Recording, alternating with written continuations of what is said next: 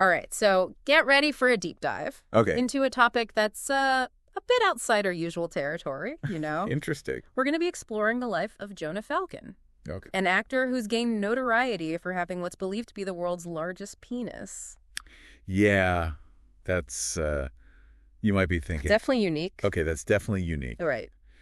But what we're really interested in here is how such a distinctive physical trait can shape a person's entire life, like their relationships, their career, their sense of self. Yeah. It's a fascinating lens through which to examine societal norms and expectations. Right. I mean, after all, we live in a world obsessed with image. Right. And often quick to judge based on appearances. Totally. Falcon's story provides a unique opportunity to explore how one person navigates that reality while carrying a very visible and often sensationalized difference. Exactly. And believe it or not, our deep dive begins at airport security. The sources describe this almost comical incident where Falcon was stopped because, well, security personnel suspected he was smuggling something. Oh, my God. But here's the kicker. He was completely unfazed. Really? Even amused by the whole situation. Wow. Yeah. What's interesting is that he actually contacted the media about it, Right. almost as if he was leaning into the attention. It's almost like...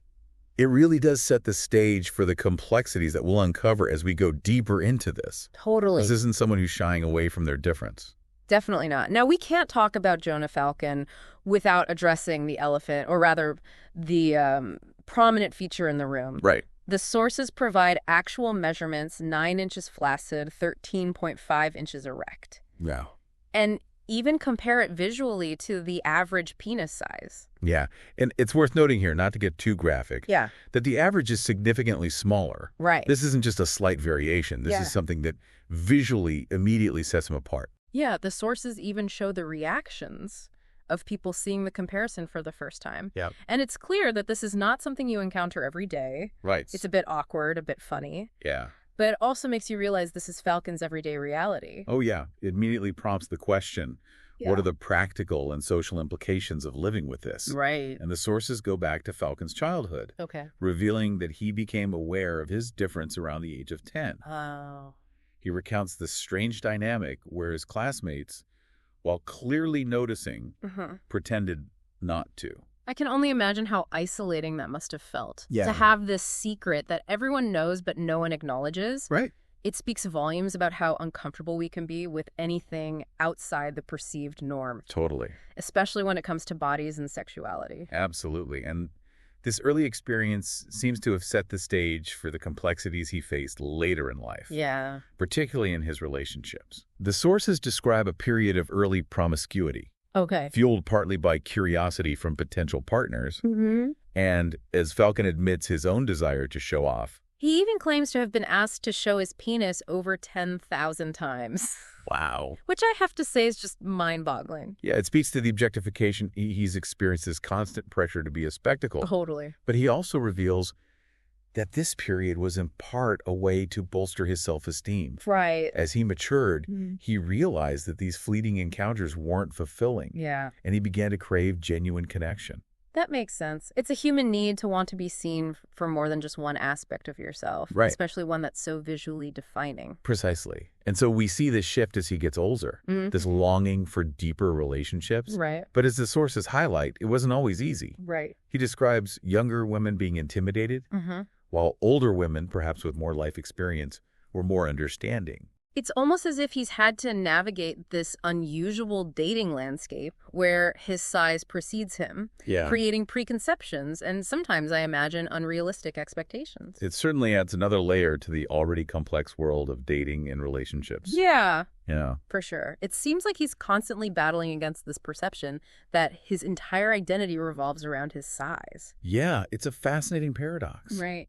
On the one hand, he's embraced his uniqueness, using it to gain a certain level of notoriety. He's appeared on television shows, given interviews, and even posed for photographs. He even mentions wearing tight clothing to accentuate his features. It's almost as if he's reclaiming the narrative, Right. turning his difference into a statement. Yet simultaneously, he expresses this deep longing for normalcy. Right. He talks about the difficulty of dating, the fear that people won't see him for who he truly is, Yeah. and the constant barrage of unwanted attention. He even mentioned that he's been approached by pornographic film companies, but declined their offers. He seems to be drawing a line between using his unique attribute for personal gain and being exploited by an industry that profits from sensationalism. It speaks to a certain level of self-awareness and a desire to control his own narrative. Totally. He's not simply a passive participant in the spectacle that's been created around him. He also expressed concern that his size might actually be hindering his acting career. Really? He worries that casting directors will see him as a novelty rather than a serious actor.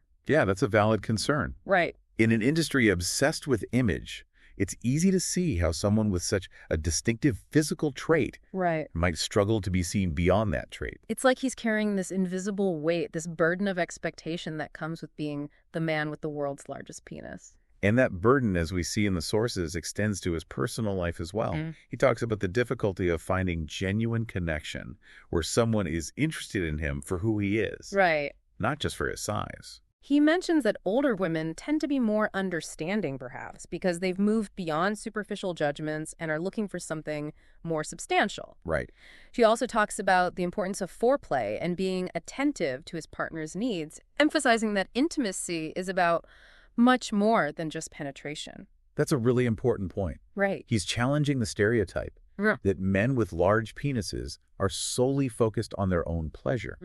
He's actually emphasizing the emotional and psychological aspects of intimacy. Which, again, reinforces the idea that there's much more to his story than just the physical. Right. He talks about valuing intimacy and connection. Right. The importance of communication and being present with his partner. Totally. These are things that resonate with anyone who's seeking meaningful relationships, regardless of their anatomy. It's a reminder that we all crave connection and acceptance on a deeper level. And despite the hurdles he's faced, the sources suggest that Falcon hasn't given up on finding love and happiness. He mentioned being in a long-distance relationship, which suggests he's still open to intimacy and connection.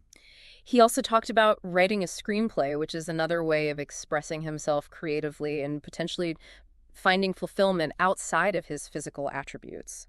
These endeavors suggest a certain resilience, a refusal to let his anatomy define his entire life. Right. It's like he's actively shaping his own narrative, showing the world that he's more than just the sum of his parts. It's a powerful message, actually. It is. It reminds us that even in the face of extraordinary circumstances, we all have the capacity to define ourselves. Right. To pursue our passions and to find meaning and connection. It also highlights the importance of looking beyond the surface. Right. Of recognizing the inherent complexity and dignity of every individual. Right. Regardless of their physical attributes or the labels that society might place upon them. Speaking of labels, I found it interesting that the sources also touched upon Roberto Esquivel Cabrera, the man from Mexico who claimed to have an even larger penis than Falcon's, measuring in at 18.9 inches. Yes, that was quite a media sensation. Right. But Falcon, having seen Cabrera's TAT scan, insists that the measurement is misleading. Oh. It seems Cabrera had been stretching his foreskin since he was a teenager. Wow. Creating the illusion of greater length. It makes you wonder about the motivations behind such claims. Is it a desire for fame, a need to feel special, or perhaps a way to compensate for insecurities? It's hard to say for sure without knowing Cabrera's personal story. Right. But it does raise questions about our fascination with extremes. Right. Particularly when it comes to bodies and sexuality. It seems like we're constantly bombarded with images and stories that emphasize the sensational and the outlandish, often at the expense of nuance and depth. And it's important to remember that behind every headline, behind every extraordinary claim, there's a human being with their own complex story, their own struggles and triumphs. Exactly. And it's in those individual stories, in those nuances, that we find the real insights into the human condition. Now, going back to Falcon, one of the most compelling aspects of his story is his willingness to confront the stereotypes and misconceptions that people have about him. You mean the assumptions that people make about him based solely on his size? Exactly. People assume he's less intelligent, overly confident, and that his entire life revolves around sex. Which, as we've seen, is simply not true. Right. He enjoys reading. He's actually quite shy.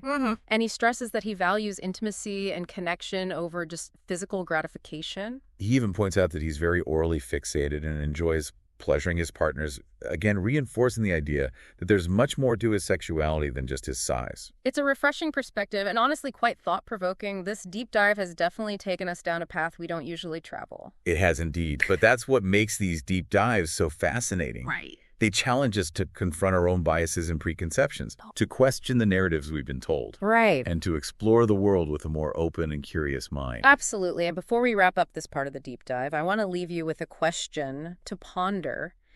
If you were in Jonah Falcon's shoes, would you choose a normal life if given the chance? Or would you embrace what makes you unique, even if it came with challenges? It's a question that cuts to the heart of identity and self-acceptance. It really does. Think about it. We'll continue this discussion in part 3. So it's almost like society wants to put him in a box, to define him by this one aspect of his being. But as we've been exploring, there's so much more to him than that. Yeah, he's an actor, a writer, a partner. He has hopes, dreams, insecurities, just like anyone else. But it seems that his size often overshadows these other aspects of his identity. He's mentioned struggling with feeling like an outsider, worrying that people are only interested in him for one reason. That must be an incredibly isolating experience. Yeah, it speaks to the dehumanizing effects of objectification. Right. When someone is reduced to a body part, it can be incredibly difficult to feel seen and valued for who they are as a whole person. And it makes me think about how often we as a society make snap judgments about people based on their appearance. Yeah. We form these narratives without really knowing the person beneath the surface. Yeah, it's a natural human tendency to categorize and make assumptions, but it's crucial to challenge those assumptions and recognize the inherent complexity of each individual.